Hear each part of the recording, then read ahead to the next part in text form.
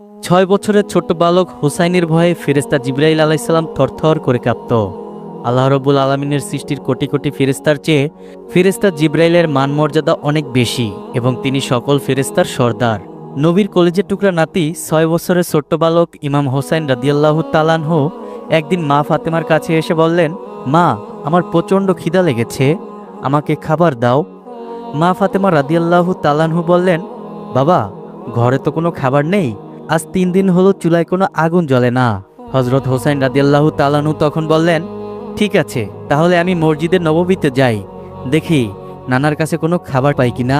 এই বলে হজরত হোসাইন রাদিয়াল্লাহু তাআলা আনহু ফাতেমার কাছ থেকে এক দৌড়ে মসজিদের নববীর দিকে রওনা দিলেন। পেছন থেকে ফাতেমা রাদিয়াল্লাহু তাআলা আনহু চিৎকার করে বললেন, বাবা হোসাইন, মসজিদে নববীতে তোমার নানার কাছে গিয়ে কোনো লাভ নেই, তোমার নানাও 3 দিন ধরে অনাহারে মসজিদের নববীতে বসে আছেন। হজরত হোসাইন রাদিয়াল্লাহু তাআলা আনহু এক দৌড়ে মসজিদের নববীর দরজায় এসে দাঁড়ালেন এবং তিনি খেয়াল করে দেখলেন ভিতরে তার নানা বসে আছেন এবং তার নানার পাশে একজন সাহাবীও বসে আছেন। তাকেও দেখতে সুদর্শন ও দৃষ্টিনন্দন লাগছে। সে ছিল ফেরেশতা জিবরাইল আলাইহিসসালাম। সে তখন নবীজির কাছে ওহী নিয়ে এসেছেন। ফেরেশতা জিবরাইল আলাইহিসসালাম যখন নবীজির কাছে ওহী নিয়ে আসতেন, সাধারণত সাহাবী দাইয়াতুল কলবি রাদিয়াল্লাহু তাআলা আনহু এর রূপ ধরে আসতেন। হোসাইনকে মসজিদের নববীর দরজায় দাঁড়িয়ে থাকতে দেখে বিশ্বনবী তাকে কাছে ডাকলেন। হজরত হোসেন রাদিয়াল্লাহু তাআলা আনহু এক দৌড়ে গিয়ে নবীজির কোলে বসলেন এবং নবীজির দাড়ি মোবারকে হাত বুলাতে বুলাতে বললেন, ও নানা, আমার না প্রচণ্ড ক্ষুধা লেগেছে, আমাকে কিছু খেতে দাও নানা। নবীজি তখন অসহায় ও চিন্তা অবস্থায় বললেন, হোসাইন, গত 2 দিন ধরে আমিও কিছু খাই না, আমিও তোমার মতো না খেয়ে আছি, আমি তোমাকে কোথা থেকে খাবার দেব নানা। সঙ্গে সঙ্গে হোসেন রাদিয়াল্লাহু তাআলা আনহু নবীজির কোল থেকে এক দৌড় দিয়ে ফেরেশতা রাদিয়াল্লাহু তাআলা আনহু এর কোলে বসলেন। 6 বছরের ছোট বালক হোসেন রাদিয়াল্লাহু তাআলা আনহু ভাবলেন, এটা আমার নানার সাহাবী দাইয়াতুল কলবি।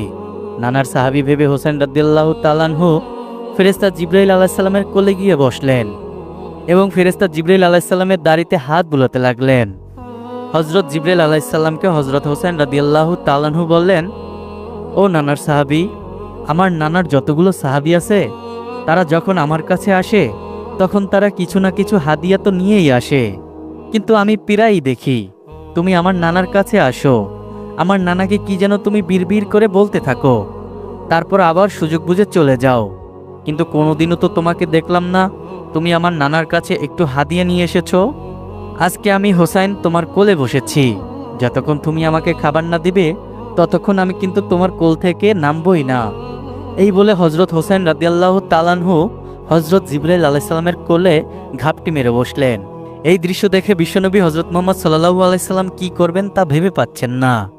হজরত হোসেন রাদিয়াল্লাহু তাআলা আনহুর কথা শুনে হজরত মুহাম্মদ সাল্লাল্লাহু আলাইহি সাল্লাম বললেন, ও নানা ভাই, ও নাতি ভাই, ওর কাছে কোনো খাবার নেই, তুমি আমার কাছে আসো। নবীজির এই কথা শুনে হজরত হোসেন রাদিয়াল্লাহু তাআলা আনহু বললেন, না নানা না, আমি আজকে তোমার কাছে যাব না, আমি তোমার এই কৃপণ সাহাবীর কাছ থেকে আজকে খাবার আদায় করেই ছাড়ব। হজরত হোসেন রাদিয়াল্লাহু তাআলা আনহুর এই কথা শুনে নবীজি একটু চিন্তিত হয়ে পড়লেন।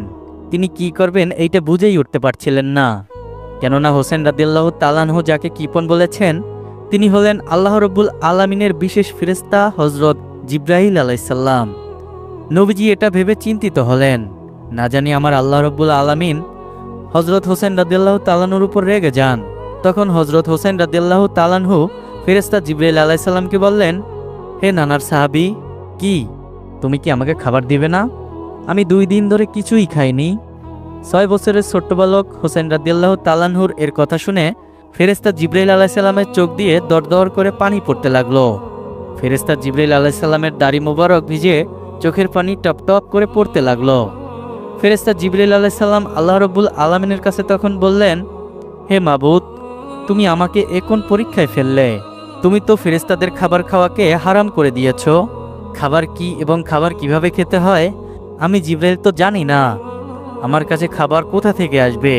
তোমার বন্ধুর নাতি হোসাইন আমার কাছে খাবারের জন্য বায়না ধরেছে। হে আল্লাহ, এখন আমি কি করব? তুমি আমাকে বলে দাও। অতঃপর আল্লাহ রব্বুল আলামিন ফেরেশতা জিবরাইল আলাইহিস সালামকে বললেন, হে জিবরাইল, তুমি কোনো চিন্তা করো না, আমি আল্লাহ কুদরতিভাবে জান্নাত থেকে এক ঝোপ আঙ্গুর তোমার জুব্বার ডান পকেটে রেখে দিয়েছি। তুমি বিসমিল্লাহ বলে তোমার জুব্বার ডান পকেটে হাত দিয়ে দেখো, সেখানে এক ঝোপ আঙ্গুর পাবে, আর এই আঙ্গুরের ঝোপটি হোসেনের হাতে তুলে দাও। ফেরেশতা জিবরাইল আলাইহিসসালাম আল্লাহর এই কথা শুনে বিসমিল্লাহ বলে জুব্বার ডান পাশে হাত দিলেন এবং তিনি আঙ্গুরের ঝোপটি বের করে হযরত হোসেন রাদিয়াল্লাহু তাআলা আনহু এর হাতে দিলেন। হযরত হোসেন রাদিয়াল্লাহু তাআলা আনহু আঙ্গুরের ঝোপটি হাতে নিয়ে বিশ্বনবীকে বললেন, ও নানা, দেখেছো তোমার সাহাবী কত বড় কৃপণ সাহাবী?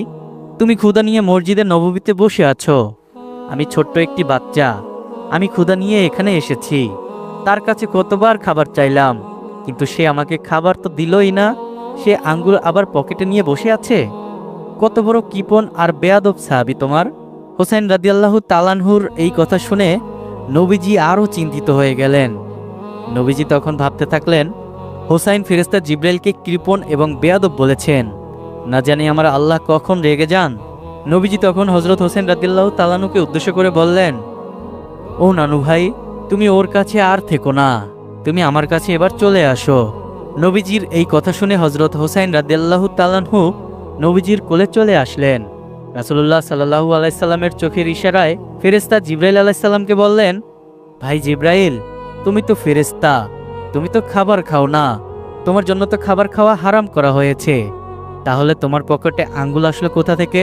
তখন ফেরেশতা জিবরাইল আলাইহিস সালাম চোখের ইশারা দিয়ে রাসূলুল্লাহ সাল্লাল্লাহু আলাইহি সাল্লামকে বললেন, আল্লাহ রব্বুল আলামিন কুদরতিভাবে জান্নাত থেকে এই আঙ্গুর আপনার প্রিয় নাতি হোসেনের জন্য পাঠিয়েছেন। হযরত হোসেন রাদিয়াল্লাহু তাআলা আনহু আঙ্গুরগুলোকে 3 ভাগে ভাগ করলেন। এক ভাগ রাসূলুল্লাহ সাল্লাল্লাহু আলাইহি সাল্লামের হাতে দিলেন, আরেক ভাগ ফেরেশতা জিবরাইল আলাইহিস সালামের হাতে দিলেন এবং আরেক ভাগ নিজের কাছে রাখলেন। হোসেন রাদিয়াল্লাহু তাআলা আনহু তখন বললেন, ও নানা এবং আমার নানার সাহাবী, তোমরা দুইজন আমার মুরব্বী, তোমরা দুজন আগে খাবার গ্রহণ করো, তারপরে আমি খাবো। হোসেন রাদিয়াল্লাহু তাআলা আনহুর এই কথা শুনে বিশ্বনবী হযরত মুহাম্মদ সাল্লাল্লাহু আলাইহি সাল্লাম বললেন, ও নাতি ভাই, ওর খাওয়ার কোনো দরকার নেই, বরং তুমি আর আমরা দুজনেই এই খাবারগুলো ভাগ করে খাই। কেননা রাসূল সাল্লাল্লাহু আলাইহি সাল্লাম ভালো করেই জানেন ফেরেশতা জিবরাইল আলাইহিস সালাম কখনো খাবার খায়নি এবং তারা কখনোই খাবার খায় না, কারণ আল্লাহ রাব্বুল আলামিন তাদের জন্য খাবার খাওয়া হারাম করে দিয়েছে। শুধু ফেরেশতা জিবরাইল আলাইহিস সালাম না, সমস্ত ফেরেশতাদের জন্য আল্লাহ রাব্বুল আলামিন খাওয়াকে হারাম করে দিয়েছেন। কিন্তু হযরত হোসেন রাদিয়াল্লাহু তাআলা আনহু বারবার একই বায়না ধরলেন। হোসেন রাদিয়াল্লাহু তাআলা আনহু বলতে লাগলেন, তোমরা দুজন আমার মুরব্বী, তোমরা দুজন যদি না খাও তাহলে আমি এই আঙ্গুর খাবই না।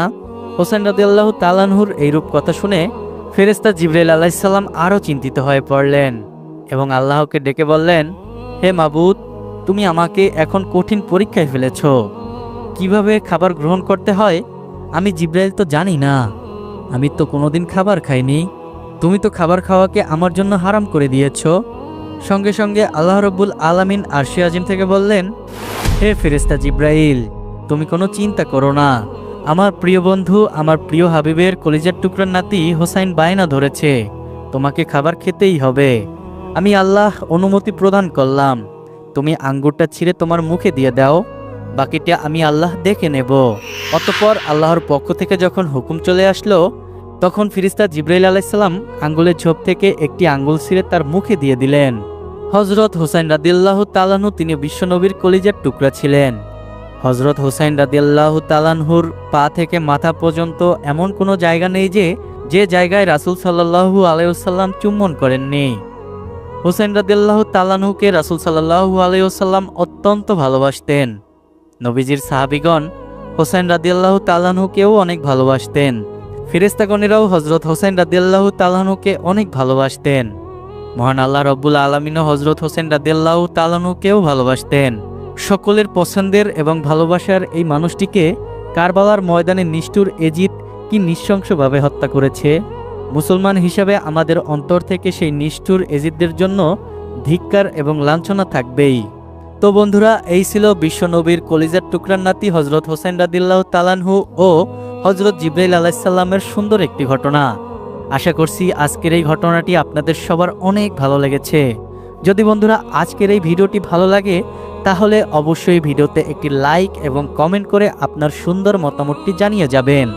তো দেখা হবে পরবর্তী কোনো এক ঘটনা নিয়ে। সেই পর্যন্ত সবাই অনেক ভালো থাকবেন, সুস্থ থাকবেন এবং নিজেদের দিকে খেয়াল রাখবেন। আসসালামু আলাইকুম।